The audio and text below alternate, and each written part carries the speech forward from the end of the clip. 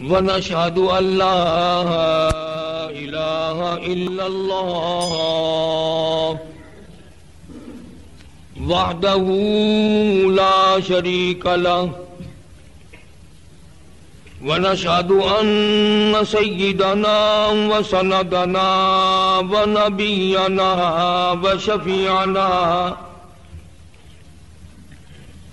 وهادينا ومرشدنا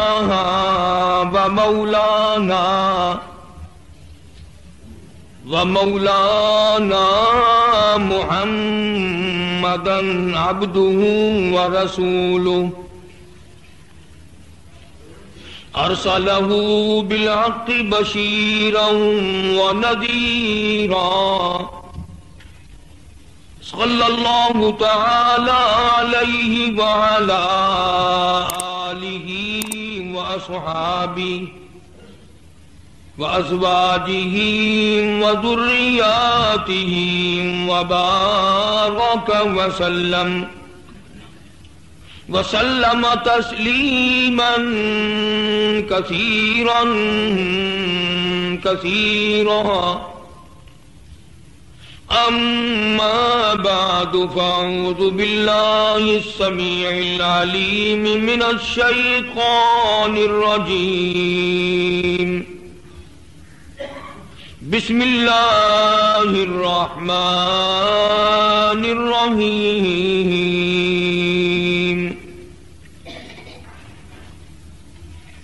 يا أيها الذين آمنوا اتقوا الله وكونوا مع الصادقين وقال الله تبارك وتعالى ولله العزة ولرسوله وللمؤمنين ولكن المنافقين لا يعلمون وقال الله تبارك وتعالى لئن شكرتم لأزيدنكم ولئن كفرتم إن عذابي لشديد وقال الله تبارك وتعالى إن الله مع الصابرين وقال النبي صلى الله تعالى عليه وسلم المرء مع من أحب وقال النبي صلى الله تعالى عليه وسلم من تشبه بقوم فهو منهم وقال النبي صلى الله تعالى عليه وسلم من أحيا سنتي عند فساد أمتي فله أجر 100 شهيد صدق الله مولانا العلي العظيم وصدق رسوله النبي الكريم ونحن على ذلك لمن الشاهدين والشاكرين والحمد لله رب العالمين اللهم صل على محمد وعلى آل محمد كما صليت على إبراهيم وعلى آل إبراهيم إنك حميد مجيد اللهم بارك على محمد وعلى آل محمد كما باركت على إبراهيم وعلى آل إبراهيم إنك حميد مجيد.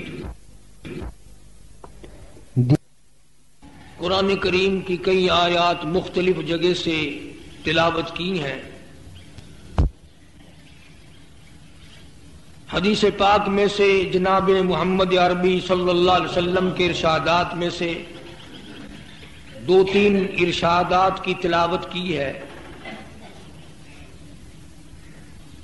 اللہ پاک مجھے ان کا مفہوم عرض کرنے کی توفیق عطا فرمائے اور آپ حضرات کو اگر سمجھ آ جائے تو اس پر عمل کی توفیق عطا فرمائے۔ جمادی الاخری جمادی الاولی کا مہینہ ہے،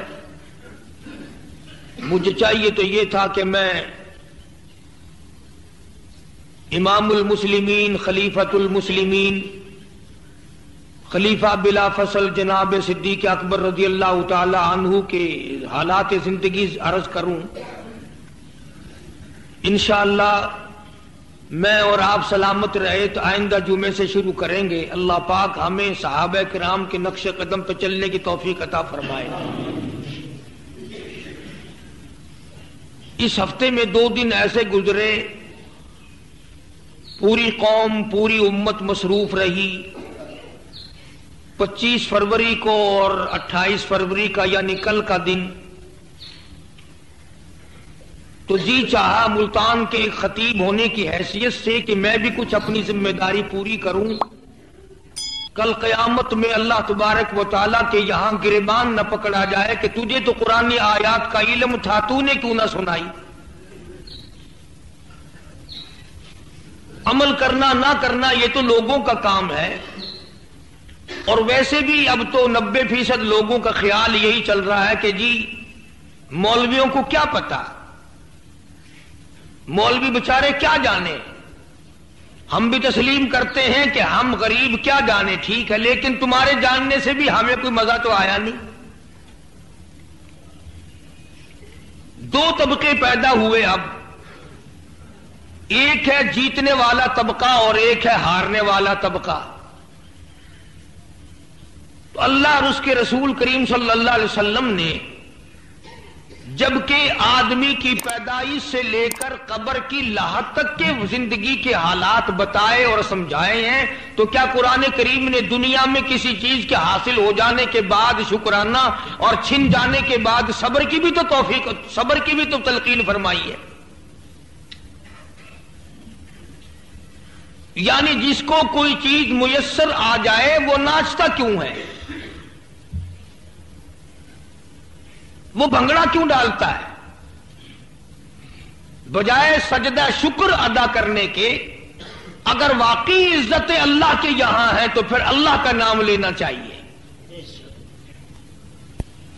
مگر لوگ ان باتوں کو تسلیم نہیں کرتے کہ عزت اللہ کے یہاں سے آتی ہے، ذلت اللہ کے یہاں سے آتی ہے، بلکہ ذہن اب یہ ہے کہ خود بنانی پڑتی ہے۔ اور یہ جو کچھ میں اور آپ دیکھ رہے ہیں یہ اسلام سے دوری کا سبب ہے۔ جو طریقہ کار اختیار کیا گیا ہے اور کیا جاتا ہے ہمیشہ سے انتخابات کا، یہ اسلامی طریقہ نہیں، یہ طریقہ بھی فارمی ہے، تو بندے بھی فارمی آنے ہیں نا۔ جب طریقہ امریکہ اور برطانیہ کا چلے گا تو بندے بھی وہی آئیں گے نا، امریکن اور برطانیہ والے۔ دیکھو نا بھئی، اگر کسی نے دیسی بھنڈی بھیجی تو دیسی بھنڈیاں پیدا ہوں گی، اگر شلجم پالک میتھی دیسی بویا تو دیسی، اور اگر فارمی بو گے تو فارمی نہیں ہوگا۔ اب طریقہ کار تو ہم نے خود بنایا کہ وہی 1 ووٹ صدر ضیاء الحق کا اور وہی 1 ووٹ بازار کی کنجری کا، وہی 1 ووٹ مفتی محمود کا اور وہی 1 جھاڑو دینے والے کا۔ یہ اسلامی طریقہ نہیں، یہ ہے جمہوریت کا طریقہ۔ اب جمہوریت جب ہم نے پسند کی ہے تو اب دیکھ لو پھر کیا بن رہا ہے۔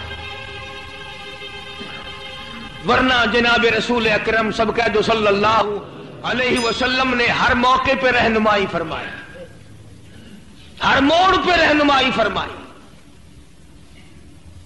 کس قدر دولت خرچ کی لوگوں نے، 2 مہینے خاک اڑا کے رکھ دی، سڑکوں پہ دھول نہ چھوڑی، کروڑوں نہیں اربوں روپے کا تیل روزانہ جلا، اربوں روپے کا تیل روزانہ سڑتا رہا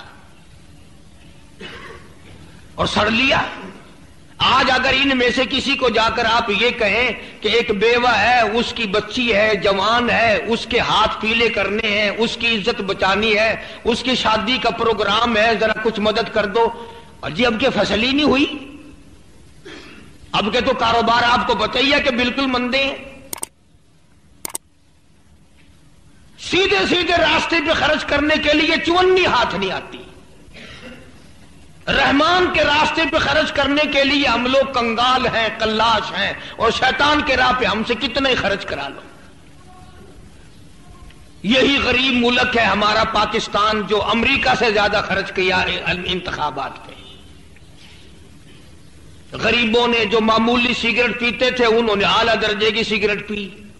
جن غریبوں کو کبھی کوئی کھوتی پہ چڑھانے کے لیے تیار نہ تھا وہ کاروں میں جھوٹے لیتے پھرے. بڑے روزگار بنے، کپڑا لکھنے والوں کے، پریس والوں کے، اشتہار لگانے والوں کے، پوسٹر لگانے والوں کے، سوٹے لے کے ساتھ ساتھ پھرنے والوں کے بڑی روزی اللہ نے کھول لی غریبوں. کل ایک آدمی کہہ رہا تھا قاری صاحب دعا کرو، یہ جڑے الیکشن ہے نا ہر سال تھی میں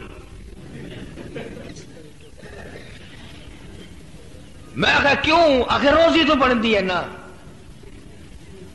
کہنے لگا روزی تو بنتی ہے نا. ان کو کیا پتا کہ کتنے لوگ بچارے کل کے شام میں غریبہ منائی پڑے. تھوڑی پریشانی ہوتی ہے. اللہ پاک جل شانہ کا دروازہ جب بھی ہم چھوڑیں گے پریشانی آئے گی. میں بھی اسی میں شامل ہوں. میں اکیلا کہاں جاؤں تم سے دور ہو کر؟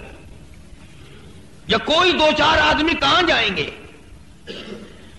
غریب آدمی کو تو کوئی پاس کھڑا نہیں ہونے دیتا، شریف آدمی کو کوئی قریب ہی آنے دیتا. اس لیے جو ہو گیا اس پر اب رضامندی ظاہر کرو. اور قرآن کریم نے دو راستے بتائے ہیں، ایک شکر کا راستہ اور ایک صبر کا راستہ. جس کو اللہ پاک نے کوئی شے دے دی وہ شکر کرے، ورنہ قرآن کریم کا اعلان لئن شکرتم لازیدنکم، فرمایا او لوگو میں وہ خدا ہوں جو دے کے لینا بھی جانتا ہوں. بہت ممکن ہے ناچ بھنگڑے نہ کرو، گالیاں نہ دو، کسی کی عزت برباد نہ کرو، کسی پر ظلم نہ کرو. بہت ممکن ہے کامیاب ہونے کے بعد بھی اب یہ اسمبلی کا پہلا اجلاس بھی نہ ہو، موت پہلے آ جائے.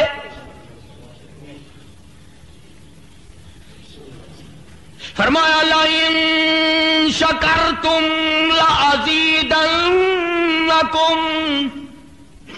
اگر میرا شکر ادا کرو گے تو میں زیادتی کروں گا، اس میں اضافہ کروں گا، اس میں بڑھاوا کرتا چلا جاؤں گا. وَلَئِن كَفَرْتُمْ، اور اگر ناشکری کرو گے، نعمت میں نے دی نام لوگوں کا لوگے، کام میں نے کیا نام لوگوں کا لوگے، کام میں نے بنایا نام دولت کا لوگے. فرمایا إِنَّ عَذَابِي لَشَدِيدٌ، پھر یاد رکھو میرا عذاب بڑا سخت ہے، میں پکڑنا بھی جانتا ہوں. تمہاری تو یہ چند دنوں کے لیے ممبریاں بنی، چند دنوں کے لیے کامیابی آئی. تمہیں معلوم ہونا چاہیے شہنشاہ ایران 26 پشتوں کا بادشاہ، ساری عمر بادشاہت کی رنگریلیاں منائی، اتنا بڑا عظیم دولت مند بادشاہ، نسلوں سے پشت سے بادشاہ چلی آ رہی ہے. مالک کائنات کی قسم، ایک وقت ایسا آیا قبر کے لیے جگہ نہ ملی.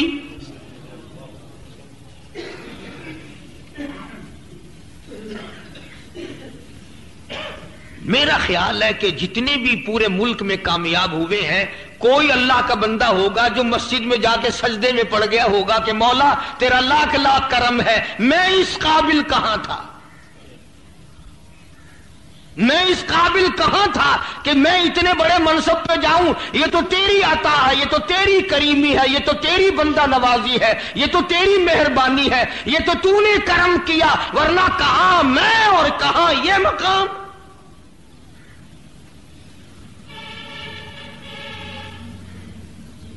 اور ساری وجہ یہ ہے کہ ہمارے دل و دماغ میں اللہ سبحانہ و تعالیٰ کی قدرت کا تصور نہیں، اللہ کی ذات پر ہمارا اعتماد نہیں، وثوق نہیں. اسی طرح پروردگار عالم نے دوسرے مقام پہ فرما دیا لوگوں اچھلو مت، ٹپے مت لگاؤ، چڑھاونا کام مت کرو. وَلِلَّهِ الْعِزَّةُ وَلِرَسُولِهِ، وَلِلَّهِ الْعِزَّةُ وَلِرَسُولِهِ. عزت اللہ سبحانہ و تعالیٰ کے لیے ہے، اس کے رسول کے لیے ہے. فرمایا اللہ اکبر کبیرہ، او میرے بندے بڑا میں ہوں. الکبر ردائی، بڑائی میری چادر ہے. میری چادر اتار کر کھینچنے کی کوشش نہ کرو، برباد کر دوں گا. بڑا میں ہوں، مالک میں ہوں، خالق میں ہوں، حاکم اعلیٰ میں ہوں. میری قبض قدرت سے باہر تم کہاں جا سکتے؟ فرمایا وَلِلَّهِ الْعِزَّةُ وَلِرَسُولِهِ وَلِلْمُؤْمِنِينَ. مومنین کے لیے عزت ہے، اللہ کے لیے عزت ہے، اس کے رسول کے لیے عزت ہے. وَلَٰكِنَّ الْمُنَافِقِينَ لَا يَعْلَمُونَ. اللہ پاک نے فرما دیا منافق لوگ میری ذات کو نہیں جانتے، میری دی ہوئی عزت کو نہیں جانتے. جس کو میں عطا کر دوں روکنے ٹوکنے والا کوئی نہیں. اولاد ملے، مال ملے، اللہ تعالیٰ کوئی منصب یا مقام عطا کرے، اللہ پاک جل شانہ کا شکر بجا لاوے، شکر ادا کرے. مولا میں اس قابل کہاں تھا، یہ تو تیری کریمی ہوئی. اور قرآن کریم نے اس کی بھی رہنمائی فرمائی جو رہ گیا، باوجود اپنے پاپڑ بیلنے کے، اپنی پوری کوشش کرنے کے، پھر بھی رہ گیا تو فرمایا ان اللہ مع الصابرین. گھبرانا میں صبر والوں کے ساتھ ہوں. صبر کے ساتھ، آرام سکون کے ساتھ نب جائے تو کتنی اچھی بات ہے. کتنا ولولہ، کتنا جذبہ پیدا ہوگا ایک دوسرے میں. افتراق کی بات کرنا، جھگڑے کی بات پیدا کرنا، شرارت کی بات پیدا کرنا، قرآن کریم نے اور حدیث پاک میں رسول کریم صلی اللہ علیہ وسلم نے اس کو منع فرمایا. خدا جانتا ہے مسلمان کی طرف مارنا تو مارنا، ہتھیار، کلاڑی، تلوار، نیزہ، بھالا، گولی، بندوق یوں اٹھا کر اشارہ کرنا بھی قیامت میں بڑا مہنگا پڑے گا. قیامت کے دن اللہ سبحانہ و تعالیٰ کی عدالت میں بہت مہنگا پڑے گا. اور آج لوگ دوسروں کی عزتوں سے کھیلتے ہیں. میرے ذہن میں بات آئی، میں عرض کر دوں. جناب مدنی کریم صلی اللہ تعالی علیہ وسلم بیت اللہ میں کھڑے ہیں، حرم محترم میں کھڑے ہیں، بیت اللہ شریف میں کھڑے ہیں. پروردگار عالم کے محبوب حضرت رسول کریم صلی اللہ تعالی علیہ وسلم، توجہ کے ساتھ سنو اور پلے باندھ کے لے جاؤ. خانہ کعبہ بیت اللہ کی طرف اللہ کے نبی نے اشارہ کر کے فرمایا، او کعبہ، او بیت اللہ، میں جانتا ہوں تو خدا کا گھر ہے، میں جانتا ہوں کہ تو اللہ کا گھر ہے، مجھے معلوم ہے کہ تو میرے رب کا گھر ہے، مگر اے کعبہ تجھے کوئی 100 مرتبہ توڑے اور 100 مرتبہ بنائے، مجھے اتنا دکھ نہیں ہوتا جتنا کہ ایک آدمی کی عزت اتارنے سے مجھے دکھ ہوتا ہے. اس نبی کا فرمان ہے جس کا امتی بنا پھرتا ہے، اس نبی کا ارشاد ہے جس کا کلمہ پڑھتا ہے، اس نبی کا ارشاد ہے جس کی شفاعت کے بغیر تیری گزر نہیں ہوگی، اس نبی کا فرمان ہے جس ذات کی سفارش کے بغیر تیرا قیامت میں کام نہیں چلے گا، عدالت خداوندی میں تیرا کام نہیں چلے گا. فرمایا آدمی کی آبرو ریزی کرنا، بے عزتی کرنا اتنا گناہ عظیم ہے کہ میں خدا کا نبی اسے معاف کرنے کو تیار نہیں.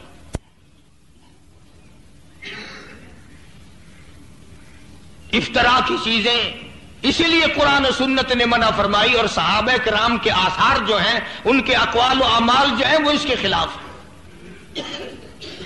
بالکل ہمارے طرز زندگی کے خلاف ہے جو آج ہم نے اپنے آپ کو بڑا تعلیم یافتہ بھی اور سمجھدار بھی اپنے آپ کو سمجھا ہوا ہے. ایک تو مصیبت یہ ہوگی کہ ہر آدمی لیڈر ہے، ہر آدمی اپنے آپ کو لیڈر سمجھتا. بتاؤ اتنے لیڈروں کو جگہ کہاں سے لائیں؟ حضرات صحابہ کرام میں تقوی چلتا تھا، پرہیزگاری چلتی تھی. جناب رسول کریم صلی اللہ علیہ وسلم تشریف فرما ہے، ایک آدمی سامنے سے گزرا، صحابہ نے بھی اس کو دیکھا اور آقا مدنی صلی اللہ علیہ وسلم نے بھی اس کو دیکھا. تو آپ نے صحابہ کرام سے پوچھا، فرمایا بتاؤ یہ آدمی کیسا ہے، بتاؤ یہ آدمی کیسا ہے. تو صحابہ کہنے لگے یا رسول اللہ غریب آدمی ہے، فقیر آدمی ہے، نمازی ہے، اللہ والا ہے، مگر ایسا ہے کہ اگر کی شادی کا پیغام دے تو شادی کوئی نہ کرے، کسی کی سفارش اگر کہیں کرے تو وہ نہ مانی جائے، بس غریب آدمی ہے. کچھ دیر کے بعد ایک اور آدمی گزرا، اس کو بھی رسول کریم صلی اللہ علیہ وسلم نے اور صحابہ کرام نے دیکھا. تو حضور نے فرمایا یہ آدمی کیسا ہے؟ صحابہ کہنے لگے بڑا امیر آدمی ہے، اگر کہیں نکاح کا پیغام دے تو فٹافٹ شادی ہو جائے، کسی کی سفارش کرے تو وہ فٹافٹ منظور ہو جائے. تو اللہ کے نبی نے ٹھنڈا سانس لیا اور فرمایا کہ اس دوسرے جیسوں سے اگر پوری دنیا بھر جائے تو خدا کو کوئی پرواہ نہیں، اور اگر پہلے جیسا فقیر آدمی اللہ کے حضور میں جھولی پھیلا کر یوں کہہ دے اے اللہ، تو حضور نے فرمایا کہ کائنات کا وجود ایسے لوگوں سے قائم ہے.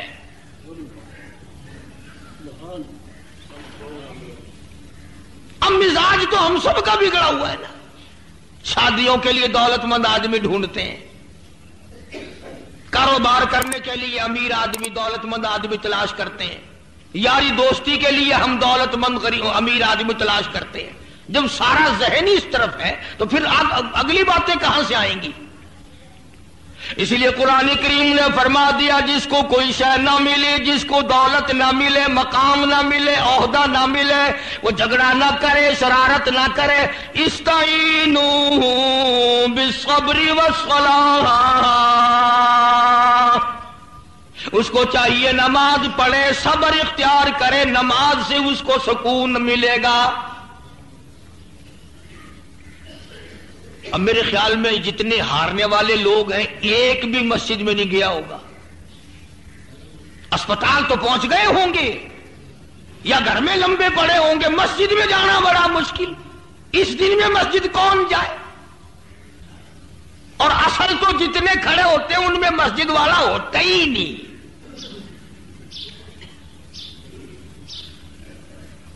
اب تم سارے کہو گے کہ اس کا یہ مطلب ہے کہ بھئی مسجد والے آگے آنے چاہیے. میرا مطلب تو یہ نہیں. جب تم خود دنیا دار لوگوں کو آگے لاتے ہو پھر روتے کیوں ہو؟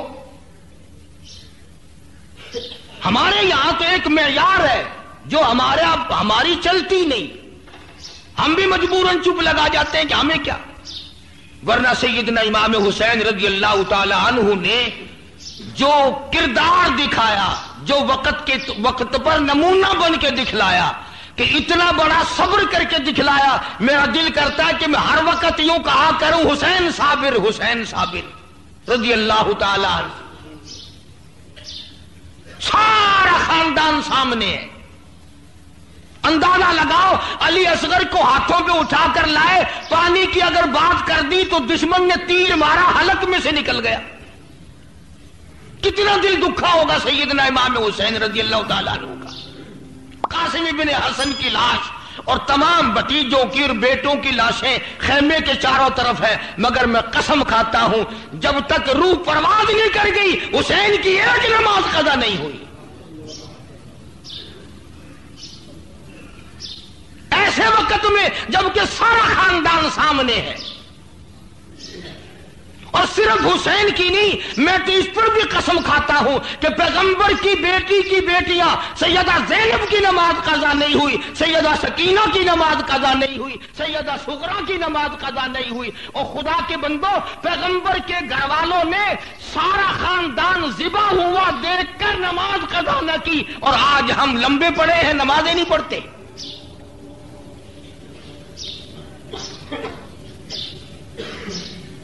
جو کامیاب ہو گئے وہ ویسے چادر تان کے پڑ گئے کہ چلو کامیاب ہو گئے، اب سو کئی دن کا لمبا سونا سو۔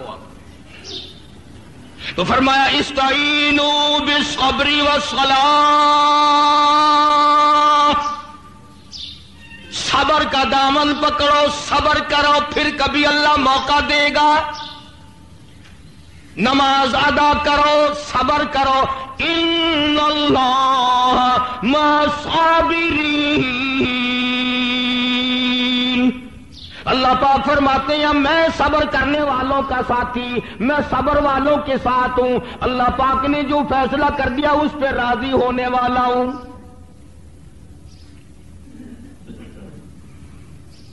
سیدنا حسین رضی اللہ تعالی عنہ نے اس وقت میں خدا کا قرآن نہ چھوڑا۔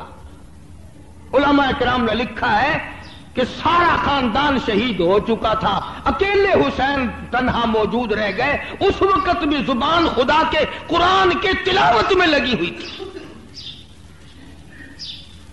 اور ہم اب بھی ناز کرتے ہیں الحمدللہ، دعا ہے اللہ کرے قرآن کی تلاوت کرتے کرتے موت آ جائے۔ تمہارا کام تو ایک دن قرآن کریم ختم کرا کے چل جاتا ہے، تم نیک لوگ ہو، ایک دن قرآن پڑھوائے، تمہارا کام تو اسی میں چل جاتا ہے، مگر ہمارا نہیں چلتا نظر آتا۔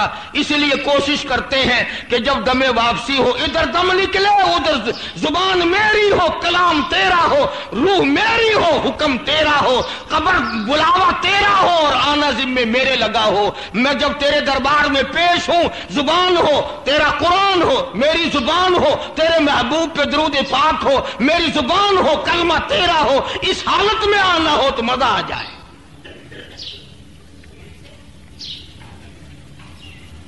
حضرات صحابہ کرام رضوان اللہ تعالی علیہم اجمعین کی پوری جماعت نے اسی بات کو نہ چھوڑا۔ قرآن پہ راضی تھے صحابہ، حضور کے فرمان پہ راضی تھے صحابہ۔ خدا کی قسم اتنی قدر کی ہے صحابہ نے حضور صلی اللہ علیہ وسلم کی کہ زمین کے اوپر آسمان کے نیچے کوئی دوسری قوم کر کے دکھا نہیں سکتی، کوئی دوسری قوم کر کے نہیں دکھلا سکتی، چاہے کتنی نیک کیوں نہ بنے پھرتے ہوں۔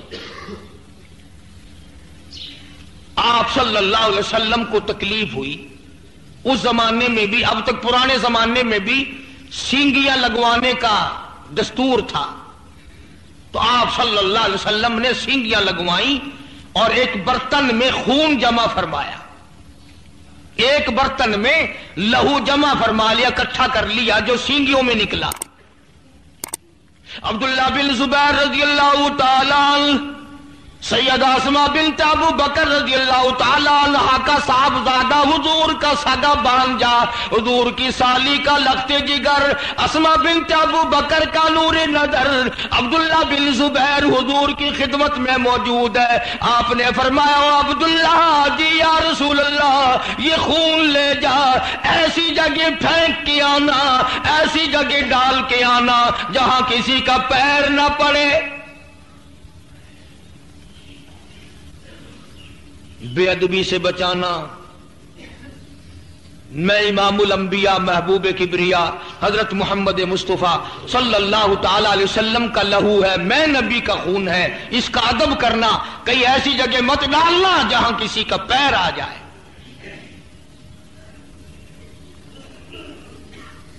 عبداللہ بن زبیر رضی اللہ تعالیٰ عنہ وہ برتن لے کر روانہ ہو گئے، دیوار کے پیچھے گئے، دیوار کے پیچھے جا کر منہ لگا کر وہ خون پی لیا،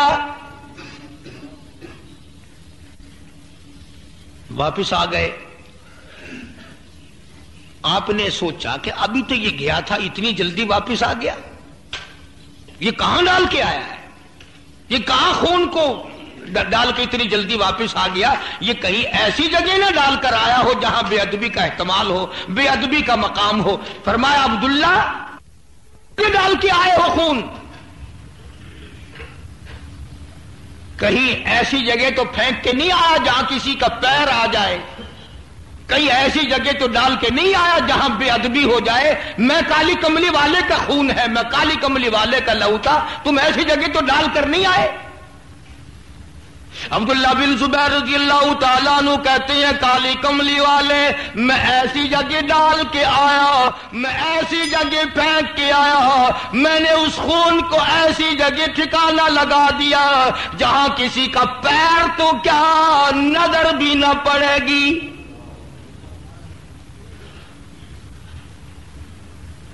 ایسی جگہ میں نے اسے ڈال دیا جہاں کسی کی نگاہ بھی نہ پڑے گی، جہاں کسی کی نظر بھی نہ پڑے گی، جہاں کسی کا ہاتھ بھی نہ لگے گا. پیر تو کیا ہاتھ نہ جائے، پیر تو کیا نگاہ نہ پڑے، پیر تو کیا نظر نہ پڑے. آپ نے فرمایا او عبداللہ مجھے سمجھا کیا کیا، کدھر کیا، میرا خون لے کے گیا تھا.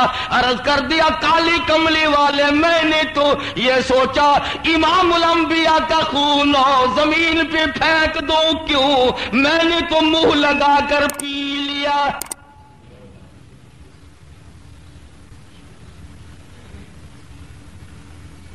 اتنا ادب تھا صحابہ کے دلوں میں. آج ہمارے یہاں قرآن کا ادب نہیں. اشتہاروں میں اخباروں میں نصر من اللہ فتح قریب قرآن کی آیتیں کتنی لکھی ہوئی پیروں میں رل رہی ہیں، گاڑیوں کے نیچے آ رہی ہیں، سائیکلوں کے نیچے آ رہی ہیں، گدے گھوڑوں کے پیروں میں نہیں آ رہے. کبھی کسی نے سوچا کہ اگر قرآن کی بے ادبی ہوئی تو قرآن کا مالک ناراض نہ ہوگا؟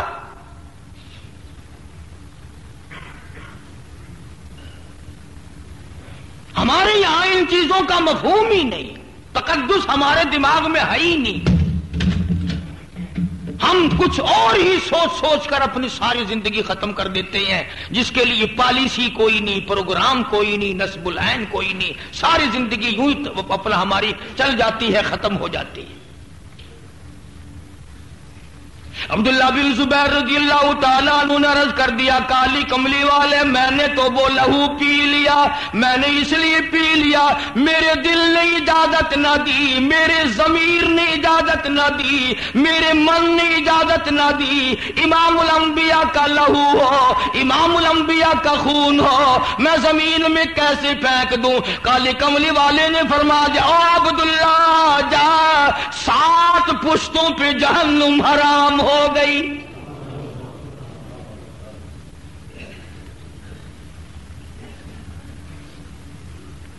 ان لوگوں کے یہاں تو کامیابی اسے کہا جاتا تھا. دوستو یہ الیکشنوں کی ہار جیت کیا ہار جیت ہے، خدا کی قسم قیامت میں جو ہار گیا وہ مارا گیا.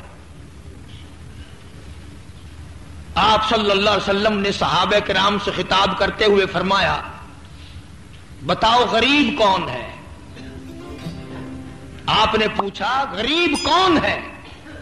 صحابہ نے عرض کی یا رسول اللہ صلی اللہ علیہ وسلم غریب وہ جس کے پلے پیسے نہیں. فرمایا نہیں، وہ کیا غریب ہے، اپنی گزر تو کر ہی لیتا ہے نا. پھر صحابہ کرام نے عرض کیا کہ آپ فرمائیں غریب کون ہے؟ فرمایا غریب وہ ہے اچھا بھلا کماتا تھا، کھاتا تھا، نیک عمل بھی کرتا تھا، لوگوں کے حق بھی کھا جاتا تھا، قیامت میں آیا اچھی بھلی نیکیاں لے کر آیا، اچھے بھلے اعمال لے کر آیا، لیکن خدا کی عدالت میں جب کھڑا ہوا تو حق مانگنے والے لوگ ساری نیکیاں لوٹ کے لے گئے. ارے غریب تو وہ ہے جو قیامت کے بازار میں ننگا ہو گیا.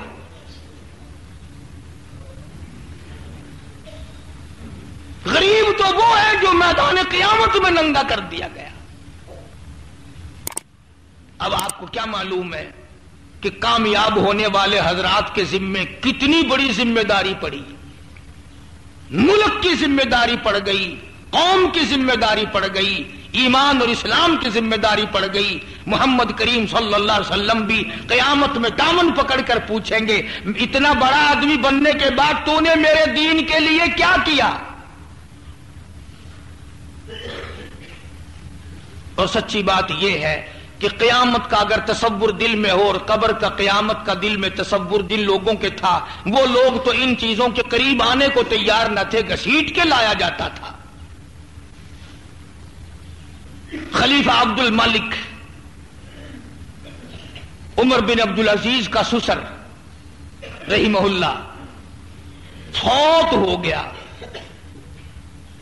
تاریخ داں لوگ جانتے ہیں، تاریخ پڑھنے والے، بادشاہ تھا، مسلمان بادشاہ خلیفہ عبد المالک. عمر بن عبدالعزیز کے گھر میں اس بادشاہ کی بیٹی ہے جس کا نام بھی فاطمہ ہے. کبھی بادشاہ لوگ بھی اپنی بیٹیوں کے نام پیغمبر کی بیٹیوں والے رکھتے تھے. اب تو اس سے بھی ہمارا دل بھر گیا.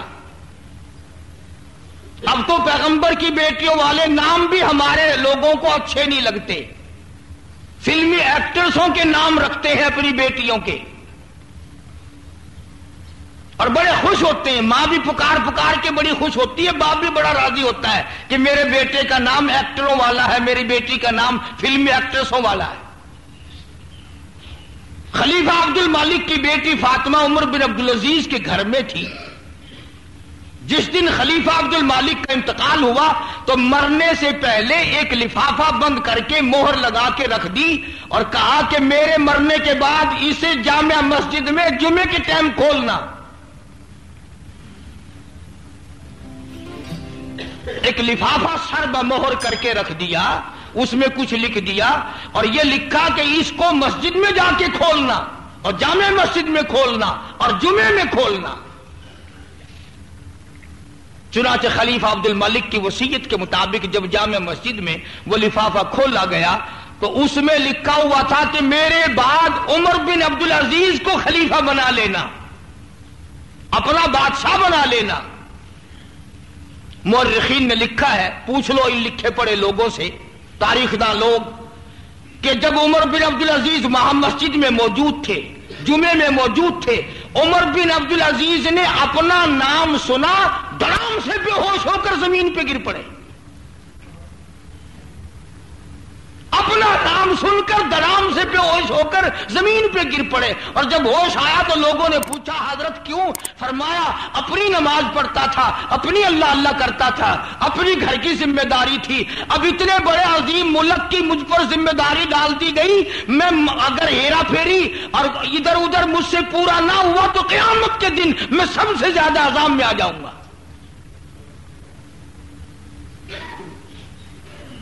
اتنی بڑی ذمہ داری میں کیسے نبھاؤں گا؟ عمر بن عبدالعزیز کو اپنا نام سن کر بے ہوشی طاری ہو گئی. اور بلکہ ہم نے تو یہاں تک سنا کہ ایک انگریزنی عیسائی مذہب کی تھی، ملکہ وکٹوریا.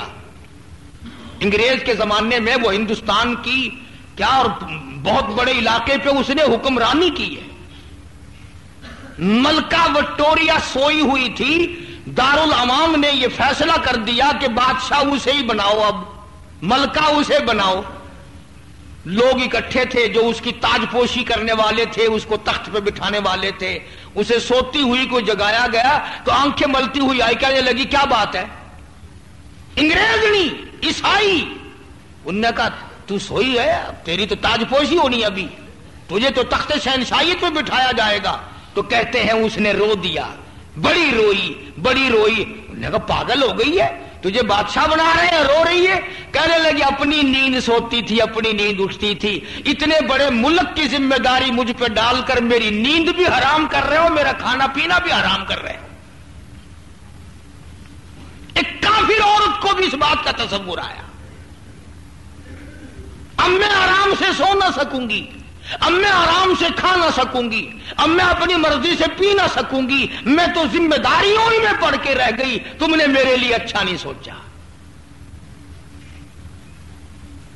اب جہاں قوم یہ عالم بنائے پھرتی ہو جو ہمارے یہاں بنا ہوا ہے تو اللہ ہی وارث ہے بھائی. تو میرا عرض کرنے کا مقصد یہ تھا کہ عمر بن عبدالعزیز خلیفہ تو بن گئے، بادشاہ تو بن گئے، مگر اگلے ہی روز اپنی گھر والی کو پوچھ لیا، فاطمہ بنت عبد المالک کو بلا کے کہا میری گھر والی فاطمہ بتا میرے پاس رہنا چاہتی ہو یا طلاق لینا چاہتی ہو؟ بادشاہ بنا، نے کہا جلدی بتاؤ میرے پاس رہنا ہے یا طلاق لینی ہے؟ نے کہا میرا گناہ تو بتاؤ، مجھے طلاق کیوں دی جا رہی ہے؟ عمر بن عبد العزیز کہنے لگے تیرا باپ بادشاہ تھا، جتنا تجھے زیور دیا، جتنا تجھے جہیز دیا، جتنا تجھے یہ لینا دینا کیا، اس نے سارے کا سارا بیت المال سے دیا، سرکاری خزانے سے دیا، وہ اس کا مالک نہ تھا۔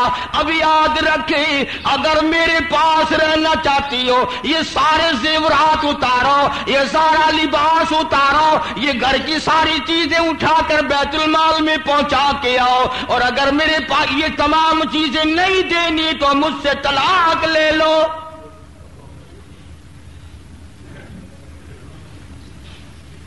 اگر یہ چیزیں واپس نہیں کرنی، مستقل کیسٹ ہے میری، تقریباً بیری والی مسجد کی عمر بن عبدالعزیز کے عنوان پر آپ نے سن کے نہیں دی۔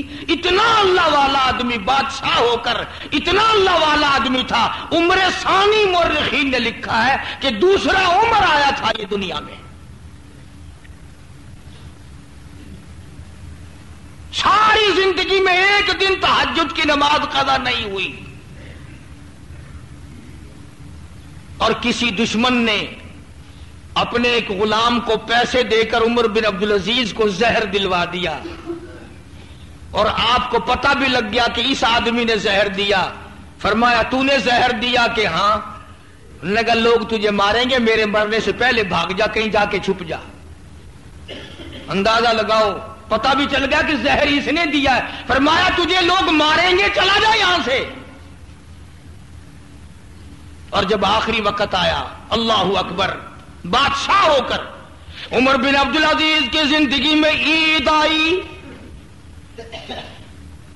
وہ فاطمہ بھی فاطمہ ہی تھی نا، شہزادی بھی شہزادی تھی، ورنہ کہتی جا جوانی گزر گئی، اچھے خاصے بچے ہیں، تو مولوی بنا بیٹھا رہا، تو ولی بنا بیٹھا رہا، میں اپنا زیور، اپنا لباس، اپنے گھر کا دھندا اٹھا کر بیت المال میں کیوں پھینک دوں؟ میں تو سارا کچھ رکھوں گی، اگر آپ نہیں رکھتے تو نہ رکھو، میرے پاس بچے کوئی تھوڑے ہیں۔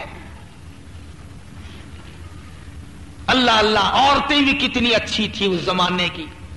فاطمہ بنت عبد الملک کہنے لگی عمر بن عبدالعزیز، میں تیری ذات کے مقابلے میں سونے کو، چاندی کو، دولت کو، ہیرے جواہرات کو، لباس کو کک بھی نہیں سمجھتی۔ تم کل کی بات کرتے ہو، میں یہ سارے کا سارا اڑنگا اٹھا کر ابھی بیت المال میں پھینک آتی ہوں۔ تم تو دنیا میں مجھے الگ کرنا چاہتے ہو، میں تو چاہتی ہوں قیامت میں بھی تیری ساتھ رہوں۔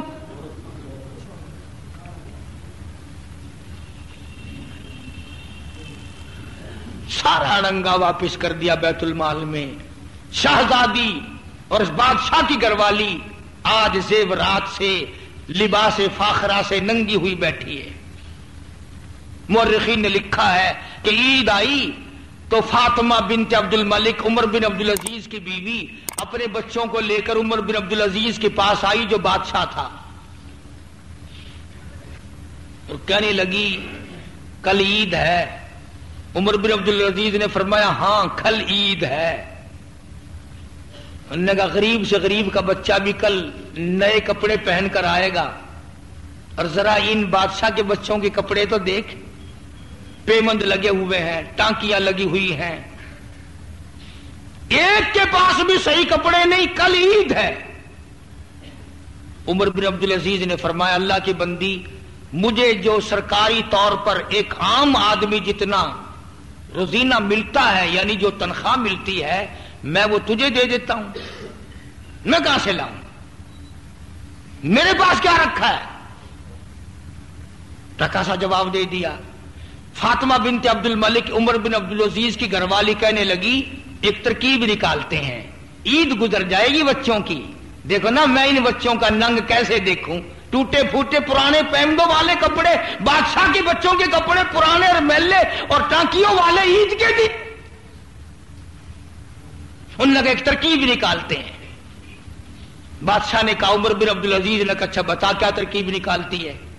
کہنے لگی کچھ پیسے دے دو بیت المال سے، آپ تھوڑے تھوڑے ہر مہینے کٹا دیا کریں گے، جسے آج کل ایڈوانس نہیں کہا جاتا، کارخانوں میں، بازاروں میں، دفتروں میں مالکوں سے لوگ لے لیتے ہیں مہینے سے پہلے، کہ ہم کچھ پہلے پیسے لے لیتے ہیں، تھوڑے تھوڑے کر کے کٹا دیں گے، ہمارے بچوں کی عید ہو جائے گی۔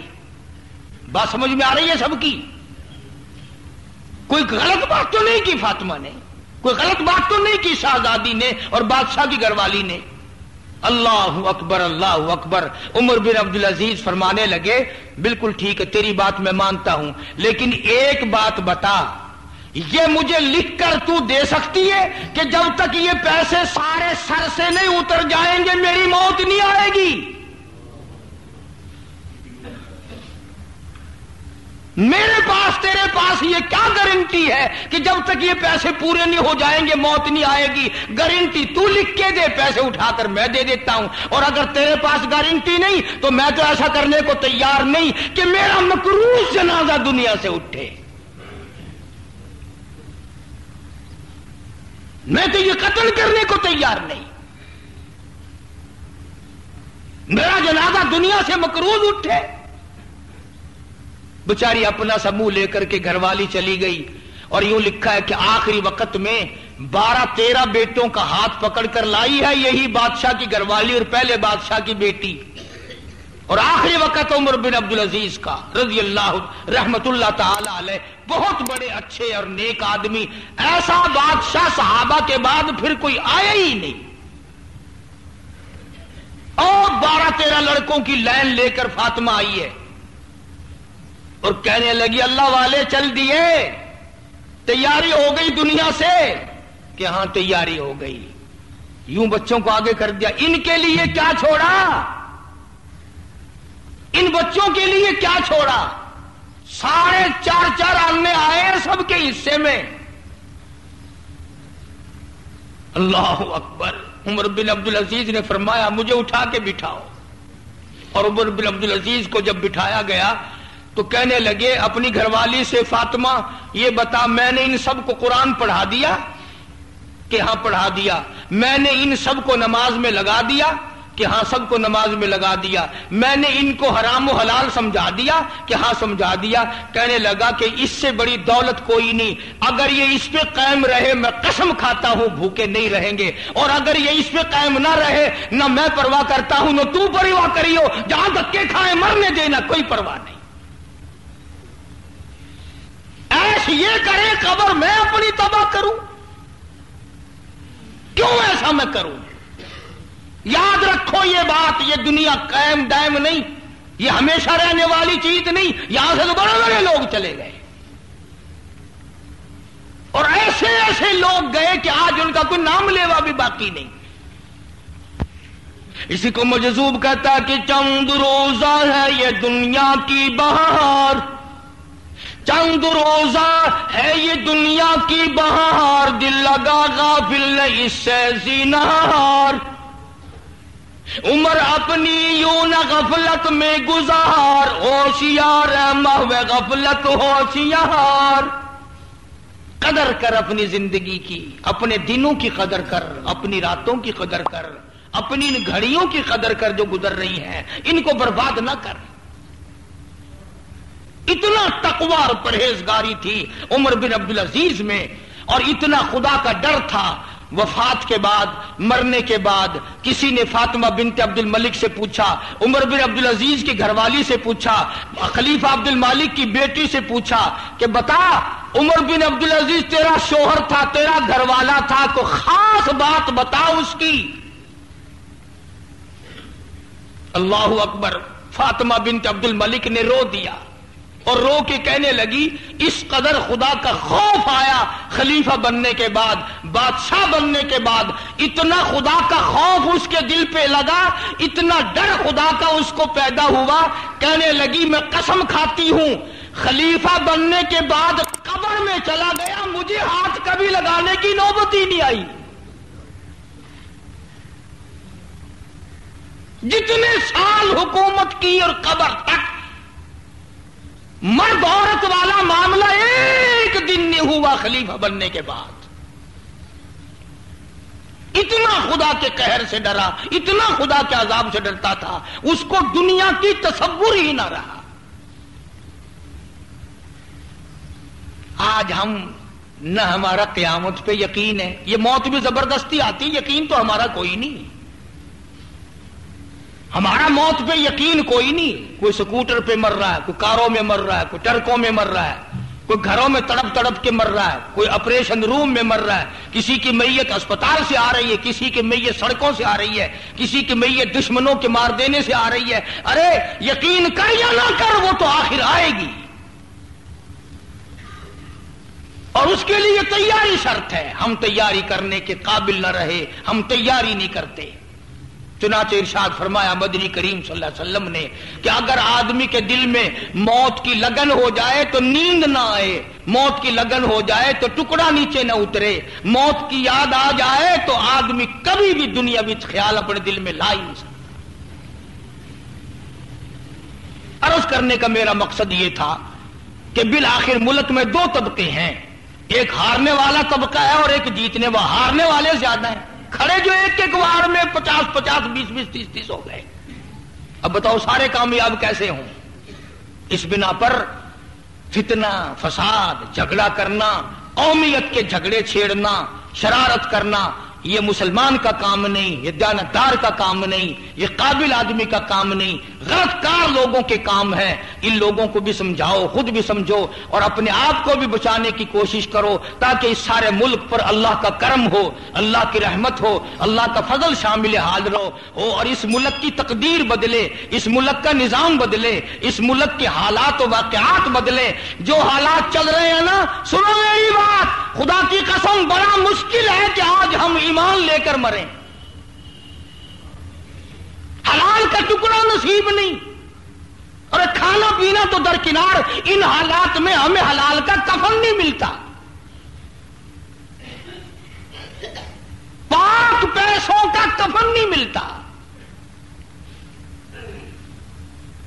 بادشاہ سلطان عالمگیر رحمت اللہ علیہ کو سارا جہان جانتا ہے.